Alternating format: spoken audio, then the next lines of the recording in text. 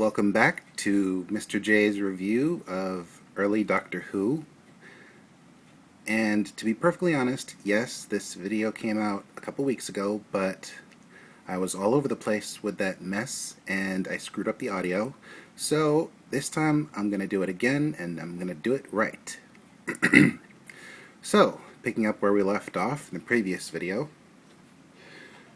Team TARDIS ends up on the planet of giants. Basically Earth, except they screwed up something big time. The TARDIS doors were left open, so that caused the whole thing to shrink. Luckily, no one was hurt. Unfortunately, their quest to fix what they broke kind of got hampered by the fact that they're now involved in a plot involving a pesticide that works a little too well and a murder. Luckily, they managed to call the cops and slink away and shrink and reverse the shrinkage and on to their next adventure. And ooh, is it a big one. Dalek invasion of Earth. This time they're in the future, a couple hundred years relative to their time stream. And they're back on Earth, and this time the Daleks have invaded. And they have ruined the place. They've depopulated most of the planet, and anyone they didn't exterminate is either a freedom fighter, barely hanging by a thread, or a servant of the Daleks dubbed Robo-Men, who look suspiciously like proto-Cybermen. So you can imagine, when they do confront the Cybermen, there's a bit of recognition and a bit of bad blood. Luckily, they are thwarted in their attempts to turn Earth into a spaceship, I kid you not. And for the first time, a companion leaves the TARDIS. Susan has fallen in love with one of the freedom fighters, and rather than force her to keep going along with himself, the Doctor locks her out of the TARDIS and says goodbye and leaves, promising to one day return. He hasn't so far, but in the Capaldi era, he does have a picture of her on his desk, so it's the thought that counts. Next adventure, The Rescue, in which new TARDIS team member Vicky shows up. She is the lone survivor, well, not lone survivor, but one of the two survivors of a crashed spaceship on a planet reported to have peaceful inhabitants, but this big locust-looking dude has kept her and her crippled companion trapped. But unbeknownst to her, the crippled companion is the locust dude in a mask. And he is obsessed with her in the worst way possible. He's even killed any helpful inhabitants in order to keep her isolated. Sort of a Stockholm Syndrome deal. Luckily, Team TARDIS shows up. They discover the plot. A few of the surviving inhabitants make quick work of the bad guy. And Vicky, who really doesn't have anyone else, decides to join the team. And for her first adventure, they go to Rome in the time of Nero, just before the Great Fire. Now, for a while, Vicky and the Doctor thought that Ian and Barbara just spent the vacation in Rome in a villa. Nope. When the Doctor and Vicky go to Rome under the guise of a world-famous musician who incidentally was killed earlier in the episode due to Nero's jealousy. Turns out Ian and Barbara got enslaved. Yeah. Ian ends up stuck on a Roman ship and then ends up as a gladiator. He makes a few friends and ultimately ends up in Rome along with Barbara, who gets recruited by a very odd person. He recruits slaves, but he's not evil per se. And later we find out that he is an early Christian. The cross on his necklace kind of is a dead giveaway. Meanwhile, Barbara, who got recruited for Nero's palace, ends up doing a Benny Hill-style chase with Nero. Yeah, he's kind of a lout, but towards the end, when the Doctor accidentally sets fire to his design of Rome, which he wants to build, but the Senate won't let him, he gets the maniacal idea to burn Rome. Yeah, thanks, Doc. And the most chilling scene in that episode is Nero laughing maniacally, strumming his harp instrument thing called a lyre, and the flames of Rome. Ultimately, everyone makes it back to the TARDIS, and we continue. Team TARDIS lands on the Web Planet. Basically, it's a world of big bugs.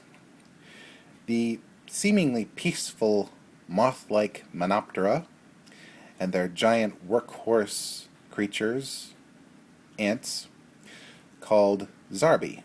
And there are also these bombardier beetle-like creatures that do play a small part in the episode, but not as much as the first two. Turns out the Zarbi are under the control of a great intelligence-like entity who took over the planet from the Menoptera and Zarbi, and the Menoptera have been waging sort of a war against this entity, but it's not going too well. In fact, a lot of Menoptera have been captured and their wings literally ripped from their bodies. It could get pretty brutal. Luckily, Team TARDIS shows up and ultimately help the Menoptera and Zarbi work together to destroy the entity. And, side note, I really want to see the Menoptera come back to the modern show. The way they were portrayed with mime work and voice work and some decent costume effects. This is a classic series species I want to see make a comeback. I want to see Jodie Whittaker meet the Menoptera. Then we come to some of what's lost in time. The Crusade. Team TARDIS ends up in the Middle East during one of the Crusades, namely the one where Richard the Lionheart is trying to marry off his sister, played by consummate actress Jean March, who goes on to play a few other roles in Doctor Who, and even is the ex-wife of John Pertwee. Anyway, she's getting married off to a Muslim warlord, and she's having none of it. It's very Game of Thronesy before Game of Thrones. Meanwhile, Vicky has to dress in drag briefly. Barbara infiltrates a harem to rescue a young woman who thought her family was all killed, but really her dad is okay. And Ian gets knighted. Yeah, a lot of stuff happens here. Unfortunately, half the episode is missing, and it's yet to be animated. So, luckily, the episodes that we do have are on this DVD, along with several others.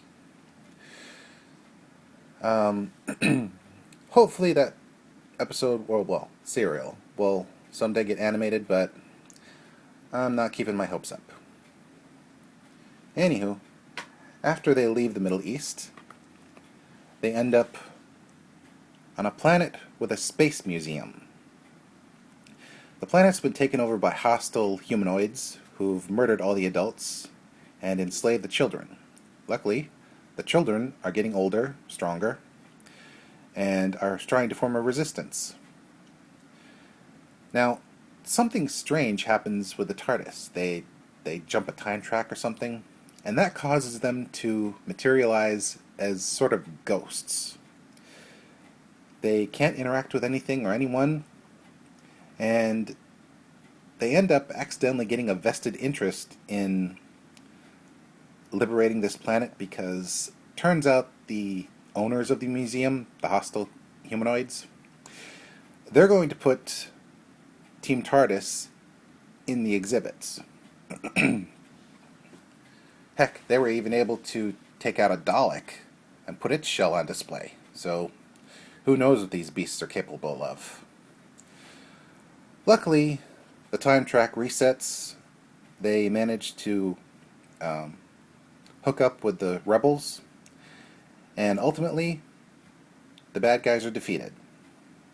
And as a parting gift, the Doctor gets the little doohickey, or a little doohickey, to help see into the future.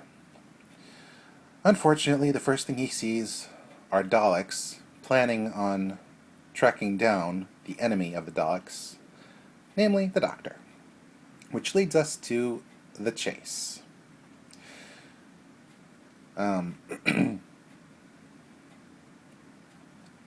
Now, this one's actually a very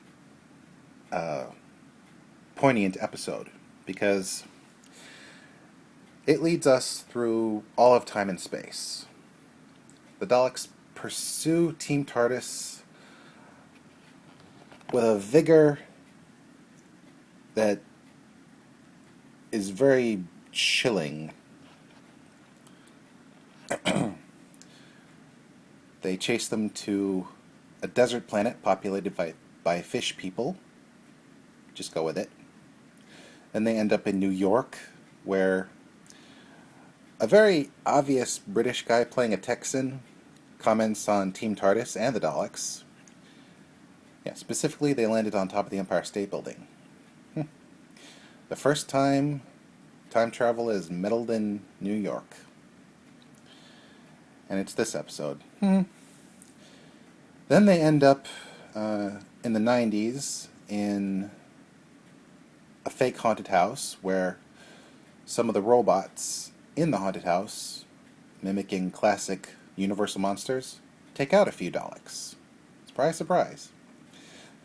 We also end up on the Marie Celeste, where Team TARDIS are mistaken for stowaways, and the Daleks, when they show up, chase everyone off the ship.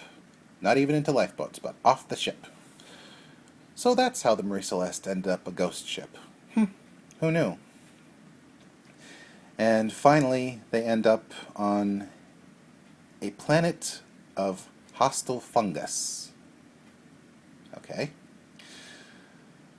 The Daleks don't really have to worry too much about the hostile fungus, but the humans definitely do. Ultimately, they make it to a citadel of sorts where orb-shaped robots tend to their various needs, but also keep them prisoner. So, there's an upside and a downside. And that is where they meet, once again, Peter Purvis. Only this time he's not playing a poorly portrayed Texan. He's playing Steven Tyler. Sort of a muscle of the group. At least, for now. Well, well, you'll see what I mean. Ultimately, they allow the Daleks and the orb-shaped robots to duke it out, and honestly, the orb robots do surprisingly well against the Daleks. It's a free-for-all. That, plus a little gadget that the Doctor whipped up, ultimately brings the Citadel down with Daleks and robots alike. Now, Stephen has been kept prisoner for the last couple of years in the Citadel, and he jumps at the chance to leave with Team TARDIS, but not before he gets his mascot, which is basically a stuffed panda. Yeah, he risks life and limb for a stuffed panda. I can't say I blame him, since there's a lot of collectibles that I own that I would not want to see destroyed. Ultimately, this is sort of a bittersweet moment for the Doctor, because the Daleks have left their time machine unguarded, and it can be programmed to take Ian and Barbara home. And while the Doctor objects at first, ultimately he acquiesces, sending Ian and Barbara 2 years past when they were first taken in the TARDIS, so they don't miss much. And with the self-destruction of the Dalek time machine, Ian and Barbara's story so far comes to a close. Meanwhile, Stephen has disappeared looking for his mascot, presumed dead, and with a heavy heart, the Doctor and Vicky leave the fungus planet and end up coming across the Time Meddler. Turns out Stephen did make it to the TARDIS, although he was in a fugue state, and didn't come to until after the TARDIS lands. This time they're in the south coast of Britain in 1066, when Hardrada and William the Conqueror end up making life difficult for the local king, and some villagers nearby think they're Viking spies, but that's not true, because the real spies are elsewhere.